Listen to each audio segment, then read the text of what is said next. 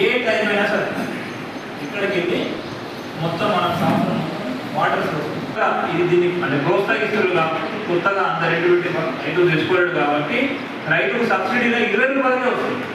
Malaysia company వాళ్ళు ఇక్కడ మొక్కలు అమ్మడము గిరలు కొనడము మార్కెటింగ్ చేయడం అన్ని వాళ్ళు చేస్తారు.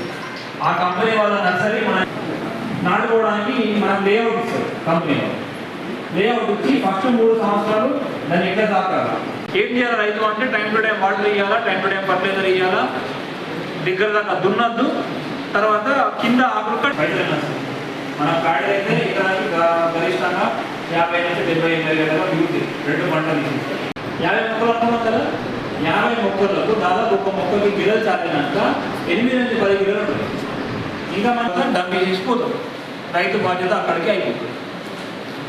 అక్కడ పోయిన తర్వాత మీరు ఏదైతే లోడ్ అయిందో రేట్ ఉంటుంది కదా, ఆ రేటుకి అప్పుడు ఇంకొక మెయిన్ విషయం ఏంటంటే దీని రేట్ అనేది ప్రతి నెల డిసైడ్ అవుతుంది. ప్రతి నెల అందరికీ మద్దతు ధర తెలుసు కదా. ఎంఎస్పీ ఎప్పుడు డిసైడ్ అవుతుంది? అందరికీ ఎంఎస్పీ తెలుసు. ఎప్పుడు డిసైడ్ అవుతుంది? ప్రతి సీజన్కి ముందు ఎంఎస్పీ డిసైడ్ చేస్తారు. ఖరీఫ్కి ముందు ఖరీఫ్ ఎంఎస్పీ, రబీకి ముందు రబీ ఎంఎస్పీ. ఓకే, అదే రేటు కొనడానికి చట్టం ఉంది. ఏ చట్టం? నేను ఫస్ట్ చెప్పలేనా, Telangana oil pump production and regulation act అని ఆ చట్టం.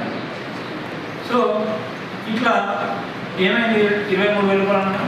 సరే పైన 3,000 లేబర్ ఖర్చులు ట్రాన్స్పోర్ట్ ఖర్చులు చేసిన 20,000 రూపాయలు మిగులుతుంది. అట్లా ఎన్నిసార్లు పంట వస్తుంది సంవత్సరానికి అంటే ప్రతి 20 రోజులకి రైతు మంచిగా మెయింటైన్ చేసుకుంటే పంట వస్తుంది. 20 రోజులు చేసే నెల పడుతుంది 12 పంటలు, పంటకి 20,000 వేసుకోండి, 2,40,000. ఇది 4వ సంవత్సరం.